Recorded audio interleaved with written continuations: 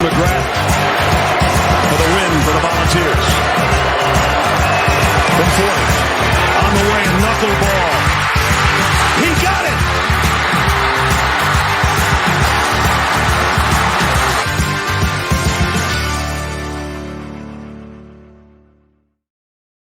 How's it going, everybody? My name is Colin Bashnigal here. Bash's CFB show is live, the college football show that I have going on. Of course, this new channel and my TikTok getting a little bit big. You know, I just got a nice couple of videos. Hopefully, we can build on some of that success. I know I'm going to be talking about my predictions on TikTok here in just a little bit, right after I release them on YouTube. That's when I'm going to go ahead and go on TikTok. So that way it's an easier discussion for you guys. You can get some video responses if you have a good comment or a super ignorant comment. I try to respond less to those and more to the good comments, but you know, the ignorant ones are kind of just more fun to do a video of. So with that being said, guys, make sure you check out that TikTok, Bash's CFB show on TikTok.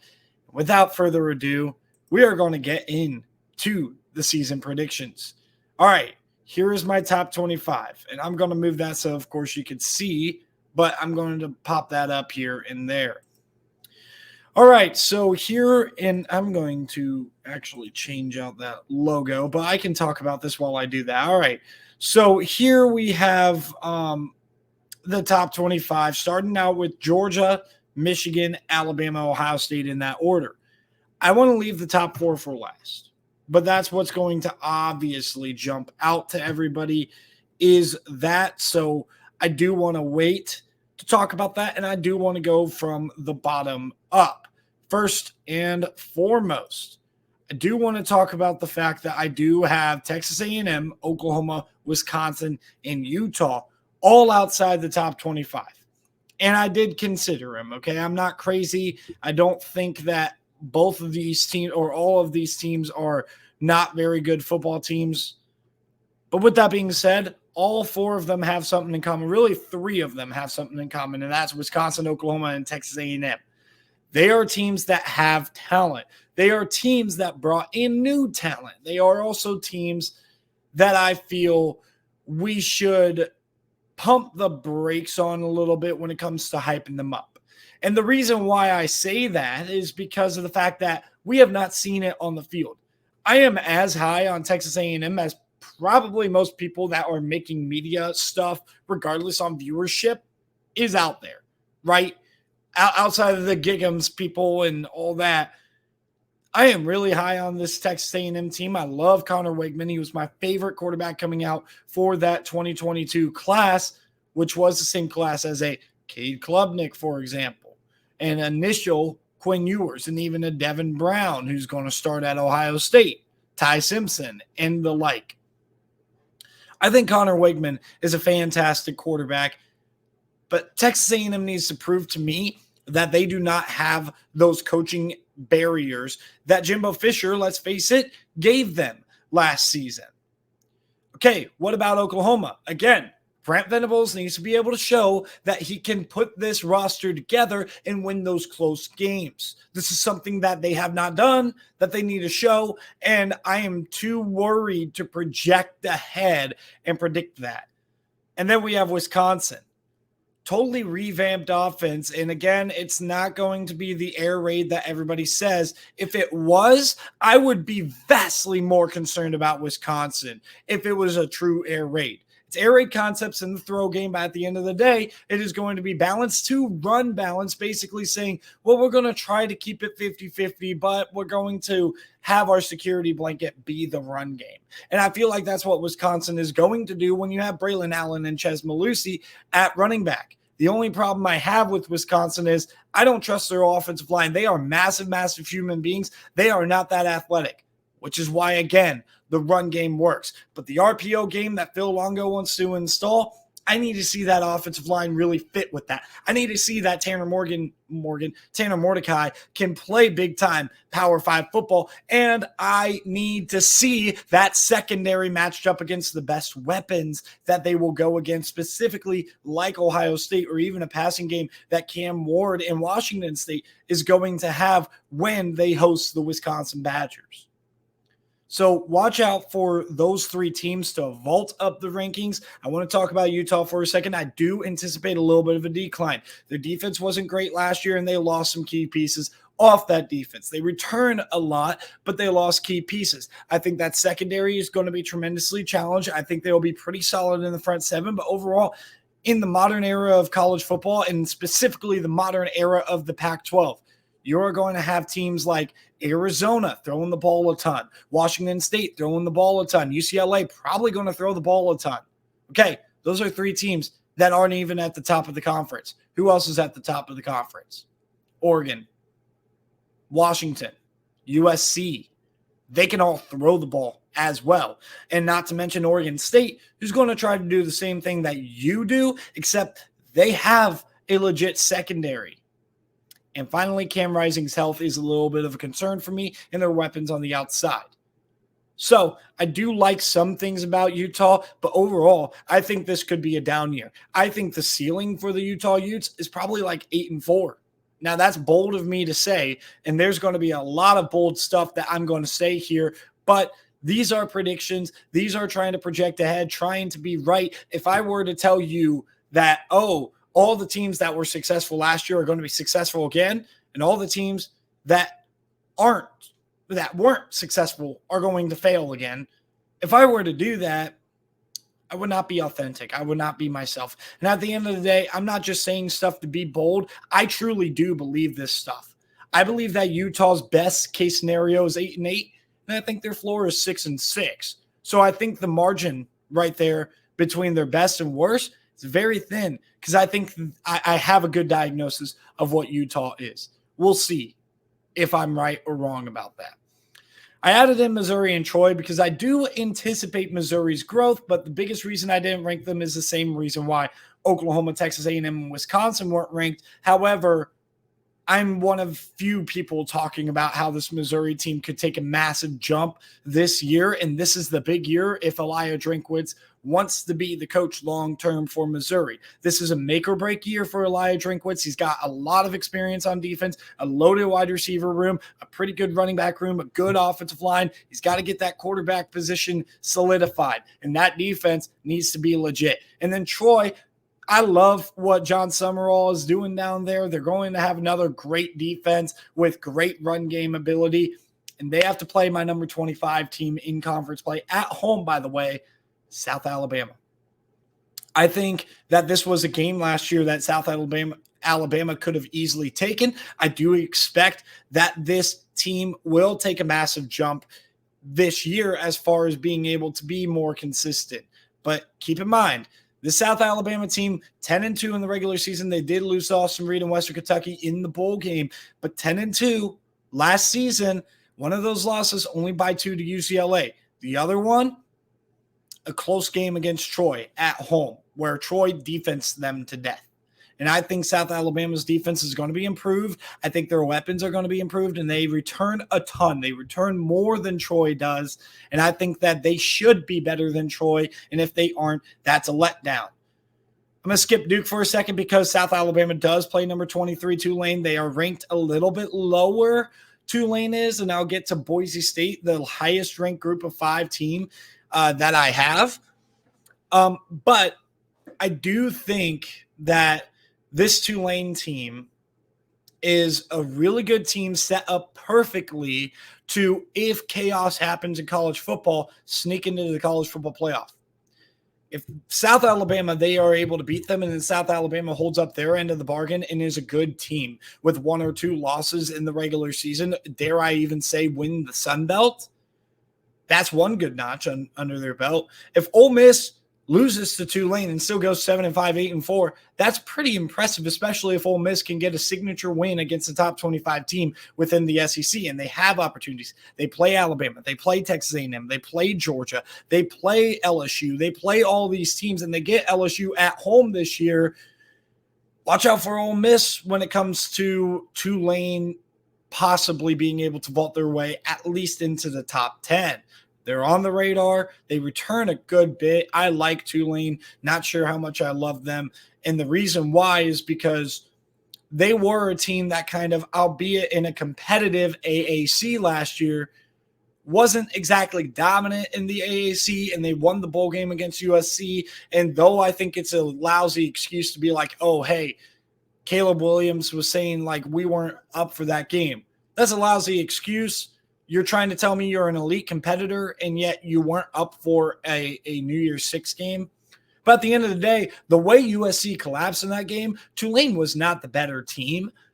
It was USC absolutely collapsing, as Lincoln Riley teams do, by the way. USC was up 45-30 with 4 minutes left. And I feel like a lot of people forget that. Tulane wasn't really – they were doing just enough offensively to stay in the game. And that's what gave them the shot when the ball just took a couple of bounces in favor of Tulane. I mean, USC muffed a kickoff at the 2-yard line, and it went out of bounds, and then they got a safety on the second play of the possession. That doesn't happen in ordinary football. So, yeah, Tulane, really good team.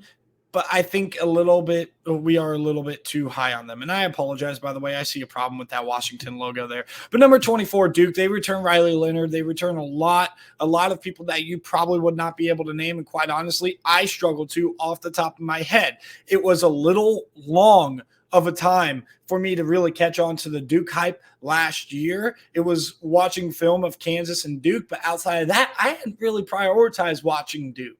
To the point where, of course, having a job, having, full-time, Duke was far from a priority for me to watch last year. But this is a good team now.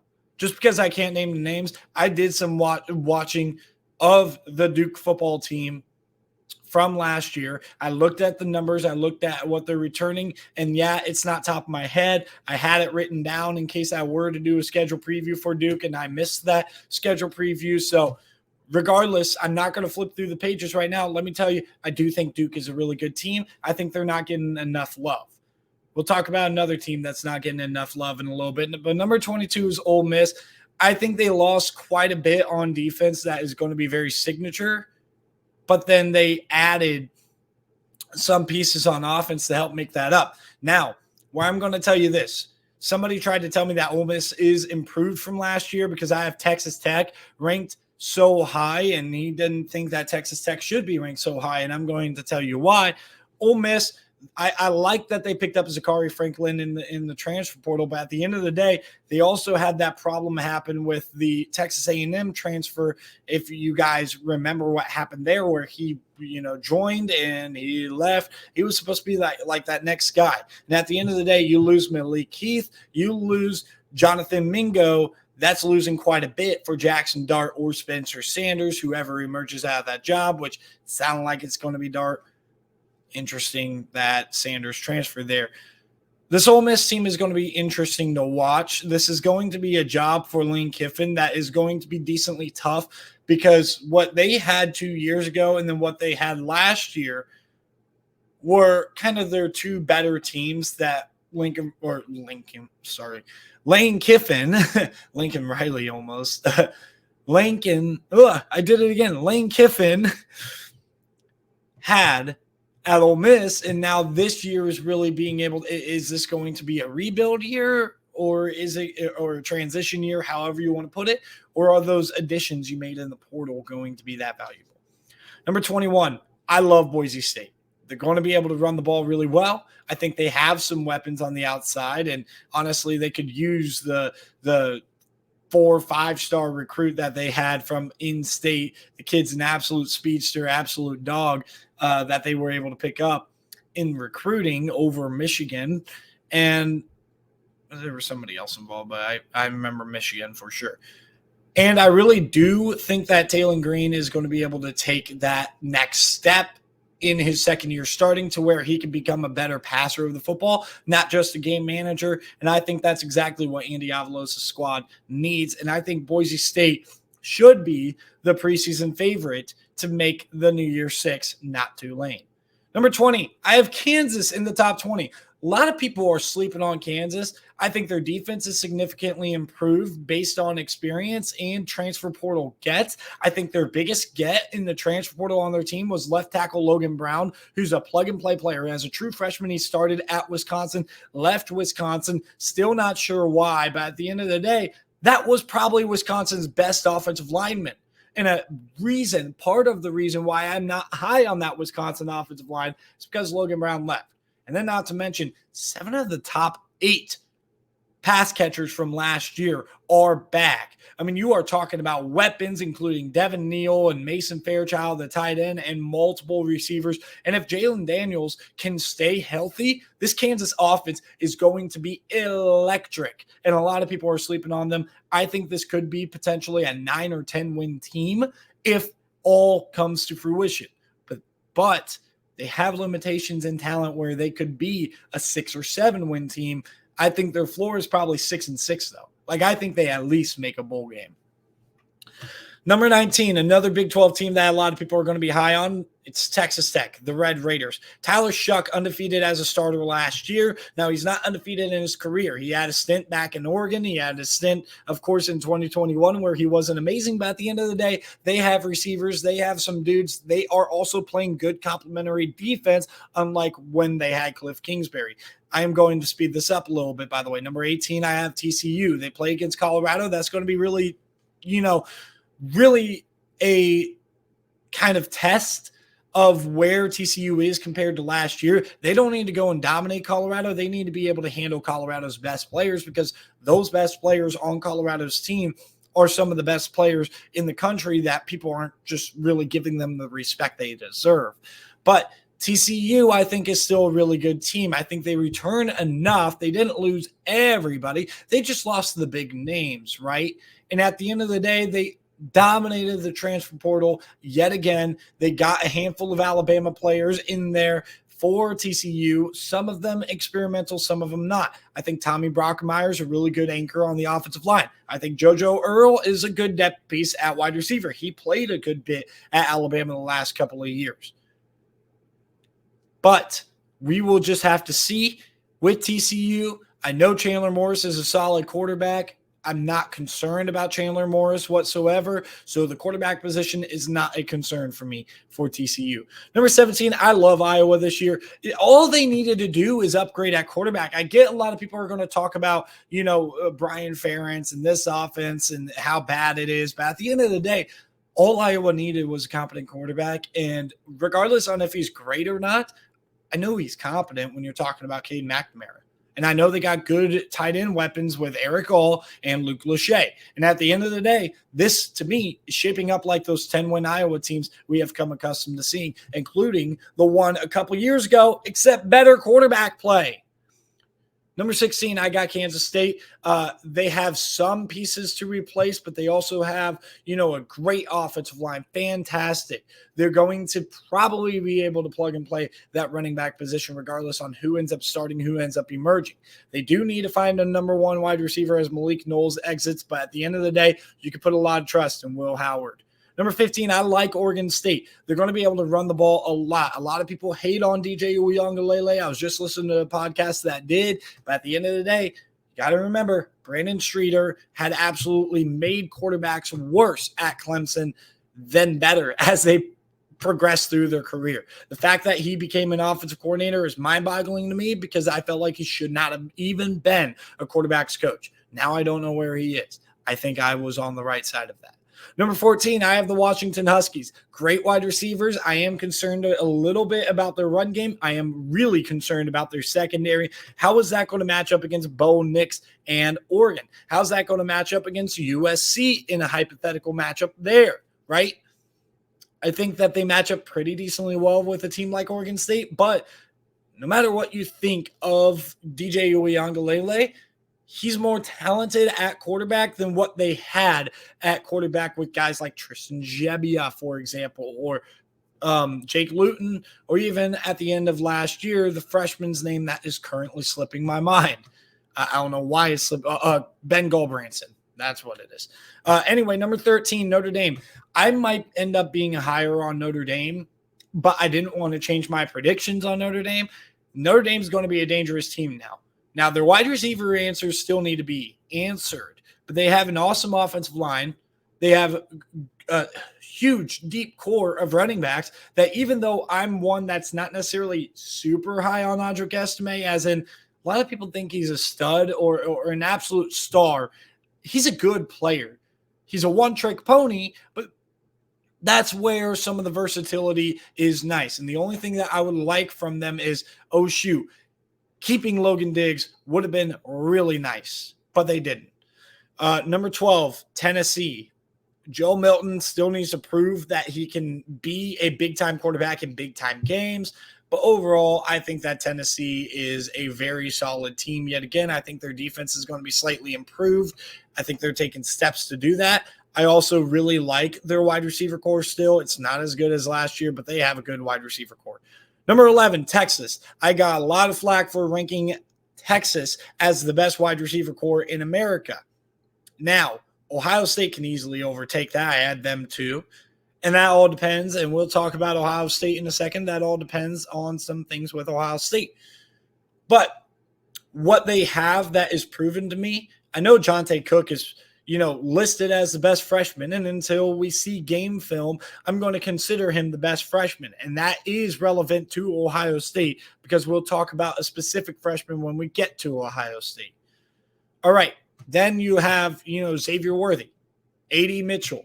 And a lot of people, they're like, oh, A.D. Mitchell is not that good. No, he was Georgia's number one receiver last year.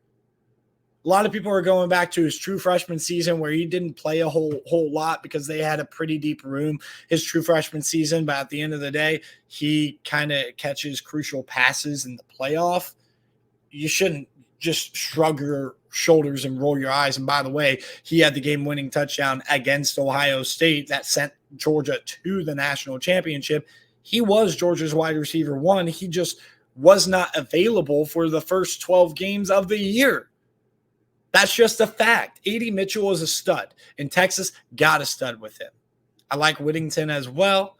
I like Isaiah Nair. Hopefully he can stay healthy and get back to 100% and is back to 100% because I was really excited for Isaiah Nair last year.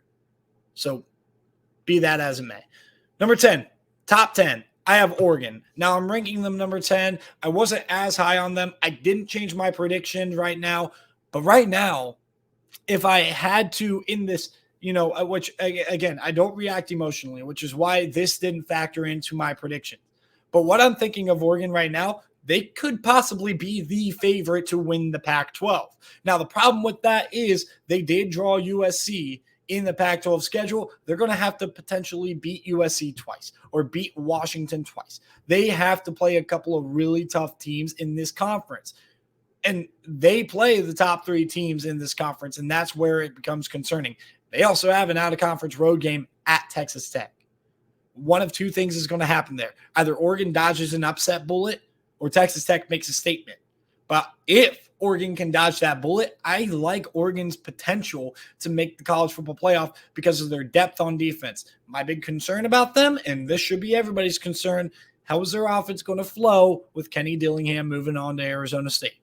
Number 9, Florida State. I want to back off the hype a little bit. I like Florida State. They closed out the season really well, but against pretty decent competition. Let's just put it that way. Some decent competition.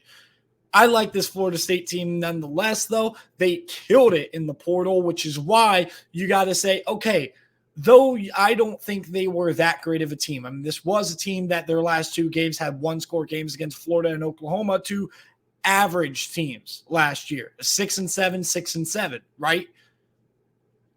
They're a more talented and better roster than they were last year. Keon Coleman, to me, could potentially win the Biletnikoff from what I've heard. He has established himself as a dominant player at Florida State. By the way, you turn on Michigan State tape, there are some games where he overtook Jayden Reed, who I thought was a really good player. But guess what? Jayden Reed with that true Z prototype is not as versatile and not as well-rounded as Keon Coleman. Keon Coleman is a really good player to watch out for as a potential Biletnikoff winner, and I am not overreacting when I say that. Number 8, Penn State. I like what they have at wide receiver more than a lot of people do. Keandre Lambert-Smith, to me, is going to take a big jump, but they also have a couple of other guys who have really been able to flash as young players, but they really need to take that second step. And that's something I hadn't seen yet, which is why they're down at 8 below some of these teams that I feel like have more proven commodities as far as offensively. I trust in what they can do in the run game as far as running backs go. I don't love their offensive line run blocking. And the fact is, Olu Fashanu is an elite pass protector, but he does not get a lot of power going downhill. He needs to get better at that. And a lot of people, because he's such an elite pass protector, want to talk about him as the number 1 tackle in the NFL draft. And I think he's a great prospect for the NFL draft. Probably the number 1. Joe Alt, the other one to talk about there, and then J.C. Latham at Alabama. But at the end of the day, he's got some room to grow still. And a lot of people are just writing it down that, oh, they're going to have a great offensive line because Olu Fashanu is, a great offensive lineman, but at the end of the day, an elite pass protector. So, room to grow for that Penn State offense. That defense is loaded. They probably have the best linebacker in America in Abdul Carter, and they probably have one of the best duos in America at corner. They're going to be dangerous. And then Chop Robinson could break out as maybe the best edge rusher in America. There's a lot of really good edge rushers, so I'm not trying to say he is. I'm just saying he could be one of those that are in that discussion. Number 7, I have Clemson. Now, I do kind of have concerns a little bit about Clemson's depth, specifically at wide receiver. There's some concerns there. It sounds like there's some concerns that haven't been addressed, but I really love Antonio Williams. I think Cole Turner is a pretty solid player as well, and those are 2 players that are different than what they've had. And all they need is for a guy like Bo Collins to really step up and become a true X, because they've had like 5 X's that can't really move all that well and don't have elite ball skills for the last 2 years. They need to really just have some diversity in that room, and I think that's what they have, plus Will Shipley's ability to threaten out of the backfield. Number 6, I have LSU. Can't deny their talent, and we'll talk about LSU a little bit more in the predictions. You can't deny LSU's talent. They are really, really talented, really, really good. I do have, again, concerns about depth, concerns about offensive line. I'm not sure if they're really going to be able to run the ball on an elite level. I think Brian Kelly is building the right things at the offensive line. But at the end of the day, all of LSU's championship teams, at least in the modern era or championship contending teams, like the 2011 team you can rope in there, but the 07 and the 19 teams, like they didn't have elite offensive line or an elite offensive line. I think that they could potentially contend for a national championship, but I don't want to full sell on a team that I feel like has a lot of unprovens. I love their wide receiver room, probably the 3rd or 4th best wide receiver room in America. There you have it. Number 5, USC. Again, they have a lot proven, starting with the best player in America, Caleb Williams. Do I need to say any more? They have Barry Alexander. They got him in the portal, but guess what? They had the leader in sacks and Tuiapoto or whatever it was. He was a really good player, though, and replacing him is not going to be easy, and replacing him with an interior is just as, if not more, impactful. However, that doesn't fix your secondary. That doesn't fix your issues. I have a lot of concerns still about USC's defense until proven otherwise, but that offense is so electric. And if that defense is just marginally better, they're probably in the playoff. Now, they have a lot tougher of a schedule than they did last year. They have to play 9 Power 5 teams in consecutive weeks. That's really tough to go through that with just 1 loss, especially with some of them, Notre Dame road trip just scattered in there. I did my USC prediction. They had to go to Autzen as well. They have to play against, I think, Washington and Utah. And yeah, it's not easy. Number 4, we get into our top 4 to start the year. And I think it's only fair to put Ohio State 4, and here's why. I want to talk about Alabama and Ohio State together. So number 3, Alabama, number 4, Ohio State.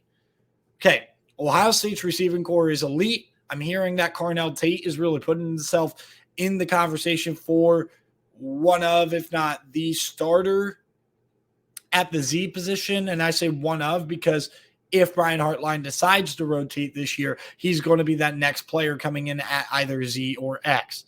So if he starts, he'll be at the Z position opposite of Marv with Emeka Egbuka in the slot, right? Okay. This defense is really talented, really good. It's kind of got to come to fruition. I am pretty positive Alabama has the best defense in America to start the season off. And so no matter what Ohio State does to improve on that, I think Alabama's offensive line is a little bit more comfortable than Ohio State's. Just a little bit. It's nothing crazy. Like Caden Proctor is probably going to start at tackle. He's a true freshman.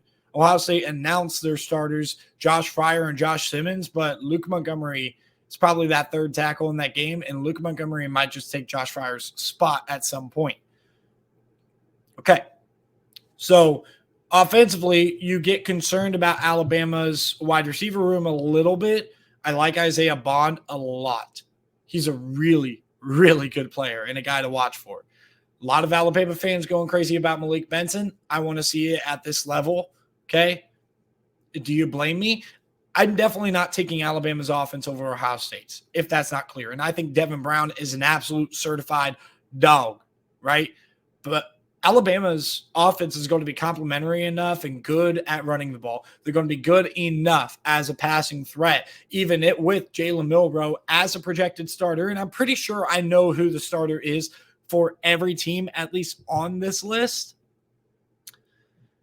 And Alabama is going to probably start Jalen Milroe. And Jalen Milroe's dual threat ability is the biggest reason why.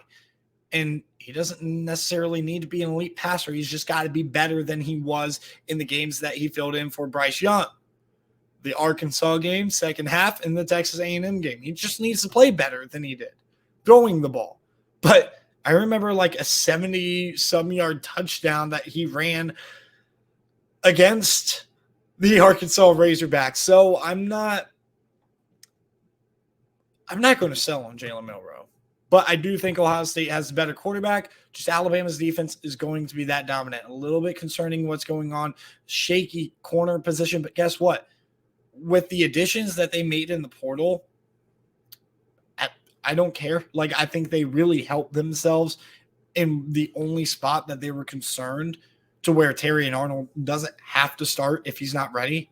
And if he takes a jump, then that's more competition for, Key right there in that secondary. So I think that right now it's safe to say Alabama should probably be ranked ahead of Ohio State, but they barely get the nod. These two teams are so similar in the perspective. Number 2, I have Michigan. They return everybody. Pretty obvious. The one thing I will tell you guys about Michigan, I am pretty sure Donovan Edwards is going to be running back 1, whether he's starts or not. I think he's going to have more explosive plays, and I'm going to make a prediction that he's going to have more yards, all purpose for sure, but even rush yards, I think he's going to have a slightly more than Blake Corum. I think you could be dealing with 2 1,000-yard backs. I get that Michigan's talking about prioritizing the pass game. Who's their play caller? Oh, yeah. Offensive line coach Sherrod Moore, right?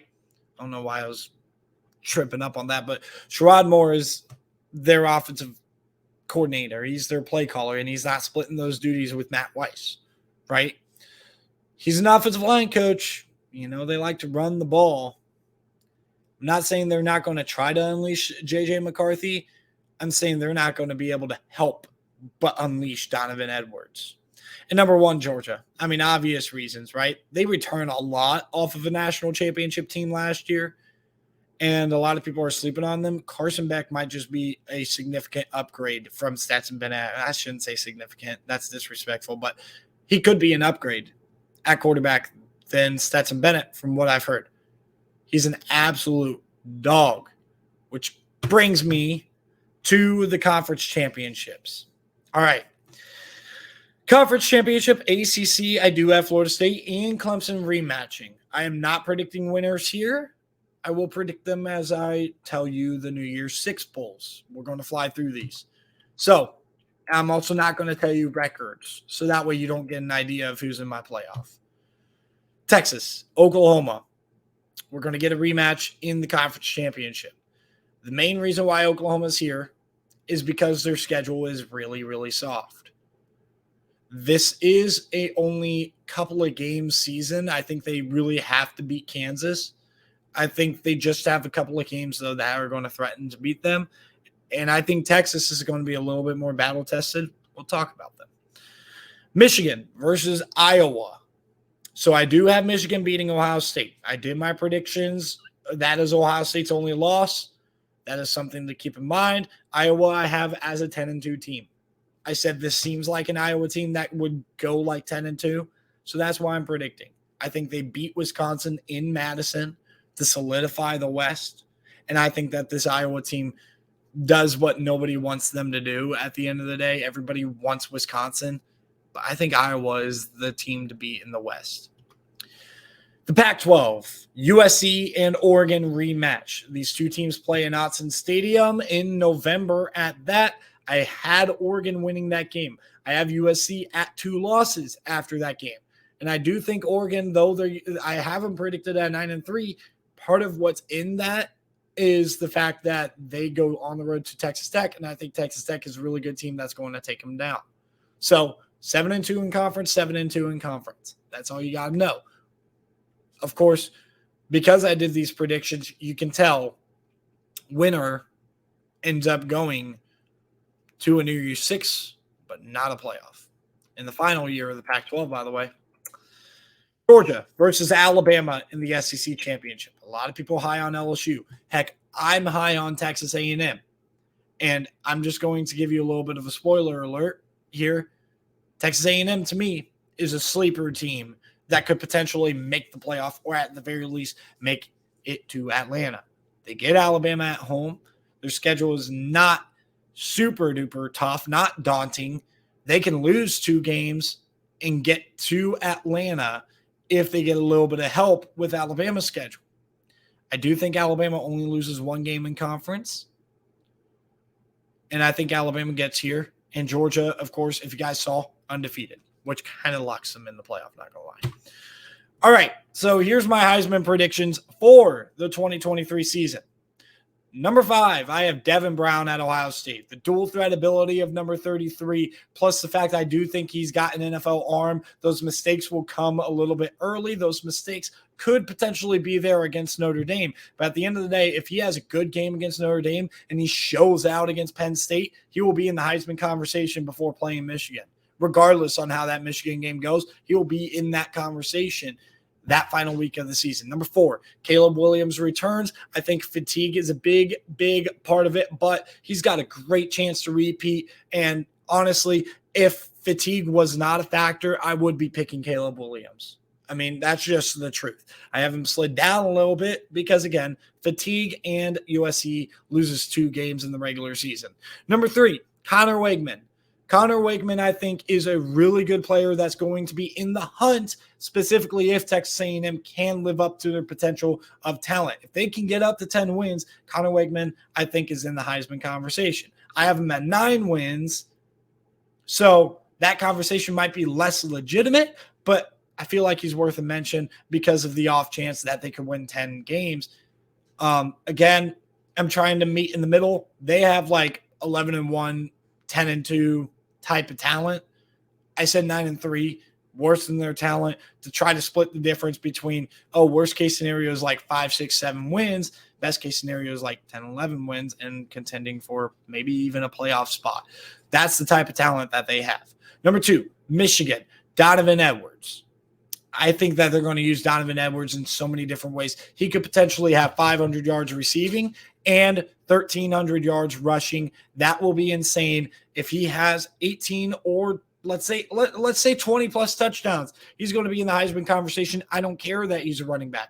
He's receiving the ball at an elite level out of the backfield, and he's running the ball at an elite level as well. If he does that, Donovan Edwards in that conversation. But my number 1 player is going to be a stat machine this year. His name is Carson Beck. There are some concerns about how well Georgia's going to be able to run the ball, how good their running backs are going to be. Specifically, Branson Robinson hurt for the season. That news came out, I think, today or yesterday. That's concerning for me, right? But it's not as concerning when you look at Carson Beck with an NFL arm and a lot of coaches at Georgia hyping him up like crazy, even though he just won this battle. He won the battle in spring. They were drawing it out. They wanted to keep Brock Vandagriff around. But let's face it, he won the battle in the spring. Here we go. New Year's Six Bowl, 11-2 Texas. I do have them winning 11 games, losing 2, but Alabama's not one of those 2. I have Texas losing 2 conference games. And then Penn State losing 2 conference games, but it's not the 2 that you thought. I'm losing. We'll get there. Let's just say we'll get there. But this is going to be an awesome matchup if this happens for sure. Of course, I don't expect Quinn Ewers to play in this game, but we get to see Penn State really on display against the future of Texas as well. South Alabama is my G5 rep, okay? I was tempted to put Boise State here. I was tempted to put Tulane here. I think Tulane loses, or South Alabama, loses the first game of the year in a very close manner against Tulane. I think they come off of that very, very motivated, and they run the slate the rest of the way. Sun Belt's tough enough, especially with Troy, if they hold up their end of the bargain, that I think that if Tulane loses a couple of games, in which I have them losing 2, I think you could get into an interesting debate, but overall, I think South Alabama is going to have a little bit of love. Against Tennessee, I think Tennessee is probably the best chance outside of the 10-win mark to be able to get that bid. And at the end of the day, I didn't have a whole lot of depth when it came to 10-win teams. But Tennessee is going to be a team that has a decent resume. And most importantly, this is what's a factor. I told you I have Texas A&M going 9-3. One of those 3, Tennessee. That head-to-head is going to matter.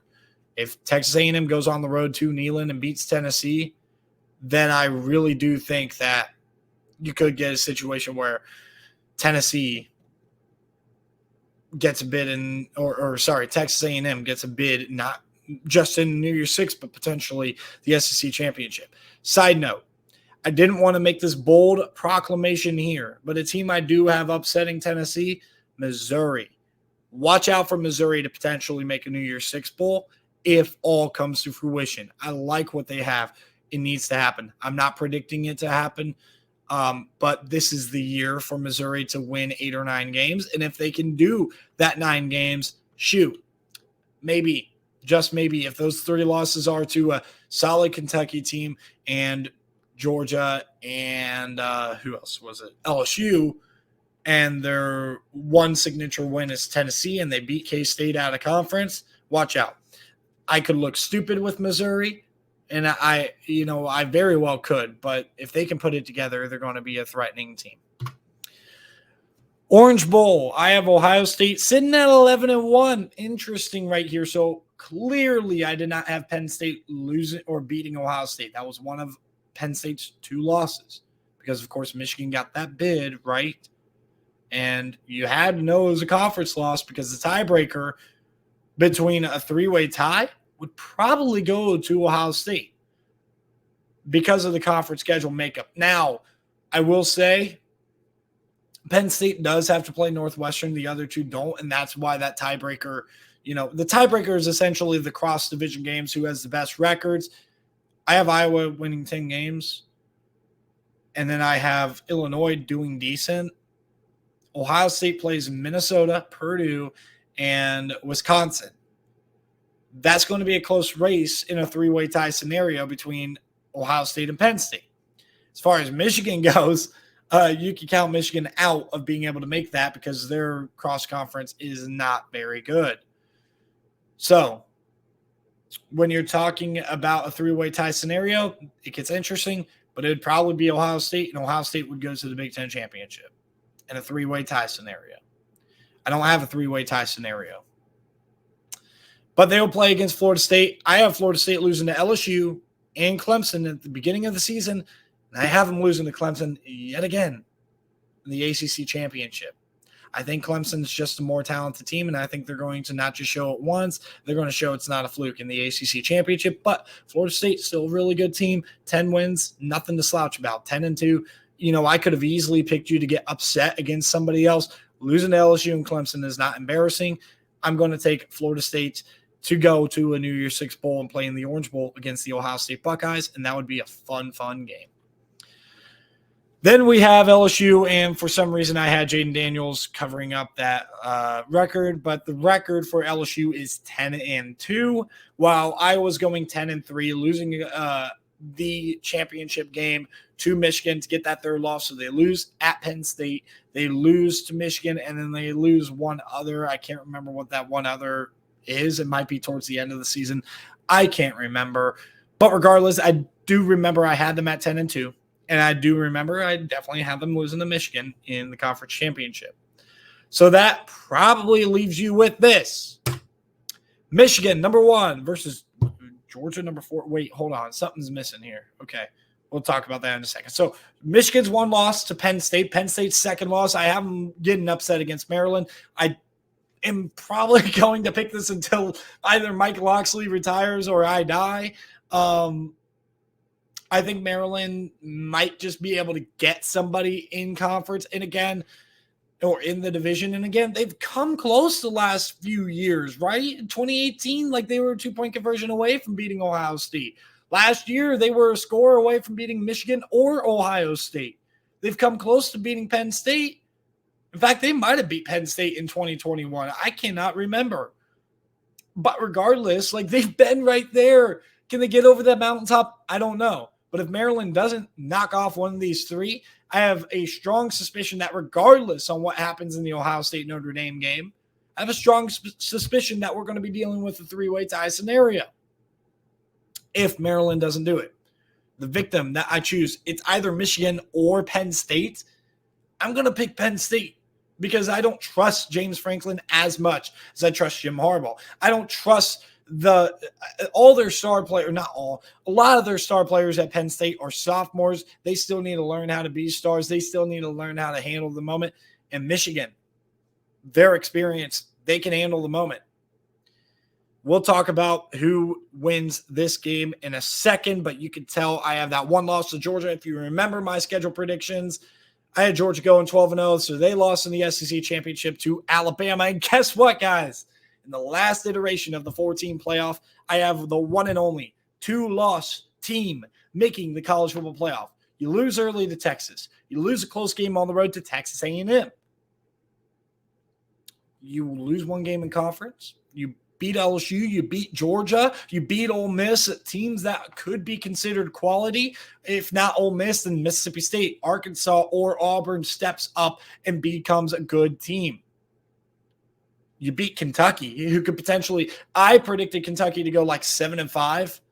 I think they could very easily be better than that. They draw a tougher schedule than usual, but Kentucky could be another one.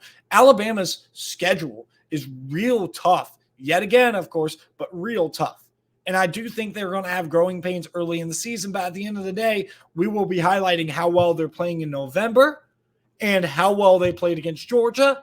And I think we get Alabama, the first 2-loss team in there, and number 3 in the Sugar Bowl, playing against number 2, Clemson at 12-1. That 1 loss I do have on the road at NC State, who in an upset. And I do think that this Clemson team is going to be really talented, really good. But at the end of the day, I'm going to take Alabama in this game because of the fact that they're going to be more talented. They're going to have their offense figured out. And for all we know, by the way, Dylan Lonergan is going to be the starter at this point. I don't think it really matters who's the starter at Alabama at quarterback because that's how loaded this roster is. The only thing that needs to be answered to me is their wide receiver room good and do they have a stud? I think that stud is Isaiah Bond. You could also talk, by the way, about Kobe Prentice, who I think is going to be a great player as well. So the national championship game, I have Michigan upsetting Georgia. I clown BJ, if you know who BJ is. I clown BJ for saying, no way Michigan beats Georgia. But then I thought about it, and I'm like, there's a way. I think that Michigan is going to be truly gearing up for that game all season long. I think the Ohio State-Michigan game will be really close, but at the end of the day, the matchup and the experience pulls Michigan out of that Ohio State game. But I do think that Ohio State-Michigan game, even in Ann Arbor, will be closer of a final score than the last two. I think it's going to be a classic where I'm going to be biting my nails, sweating, and just, oh my gosh, like going crazy. But I think my heart's going to get broken again. Sorry. I hope I'm wrong. I hope I'm wrong. But I think they're going to be gearing up for Georgia. I think they're going to be studying Georgia. I think they're going to figure out how to beat them. And I think how you're going to be able to beat them is, hey, make them one-dimensional, make them beat you through the air, and then use specifically your two amazing safeties and Will Johnson to dominate, and then be able to also find your second corner outside because, of course, Mike Sainristil, he's a nickel corner. He's not going to be outside ever. Find that second corner to fill, make sure he's up to speed by the Ohio State game, and you're going to get a test with Ohio State's wide receivers like you've not gotten before, because I think Ohio State's room is even better than it was a year ago. I think Michigan holds on to beat Ohio State, and I think Michigan upsets Georgia in another classic with their experience. But at the end of the day, this Alabama defense to me is the best defense in America. I think they're going to have an elite run game with Jason McClellan and Justice Haynes, a name to keep an eye out for. This is going to be a fantastic Alabama team. I think this could potentially be the last iteration of Nick Saban's national championship teams. But I have the Alabama Crimson Tide winning yet again another national championship. And look, it could be very easy for me. I'm going to turn that on. Very easy for me to just come in here and say, I think Georgia's going to three-peat. It's really tough to three-peat. But I kind of think Georgia's the best team in America still. And even though I didn't predict them to win a national championship, don't be shocked if they do that. Don't be shocked, by the way. Also, I'm just going to tell you this. This is not a homer take at all. This team right here, locate my finger, right here. The Ohio State Buckeyes, right? If this defense comes together the way it sounded like it is, that secondary is seriously improved. The offensive line is just good enough. I mean, this is a talented enough team, and Devin Brown is a good enough player. I think Ohio State could very easily beat Michigan and Ann Arbor. I shouldn't say very easily because it's a tough task, but there is a legit reality where one loss or undefeated, Ohio State can go into Ann Arbor, beat Michigan, get that Big Ten championship back, and go win a national championship. They match up the best out of anybody against that duo I was talking about with Georgia and Alabama. So at the end of the day, everybody has their predictions. I did not go overly bold with the New Year's Six, but I went a little bit bolder with what I believe the playoff picture is going to look like in response. I could have thrown a Missouri in there and just been like, look, hot take. I'm not willing to do that. I'm just not. I like Missouri, but I'm predicting them close to their ceiling.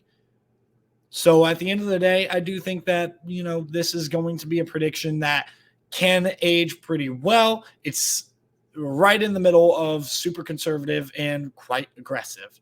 So with that being said, hour-long show. We won't usually have this, but this is the whole entire season predictions. Thank you guys for tuning in. Like and subscribe. Comment down below. And I'll see you guys next time. In the final minute. Bennett for the pocket. Launches to the edge. Touchdown. A.D. Mitchell. Chase McGrath for the win for the Volunteers. From 40. On the way, knuckleball.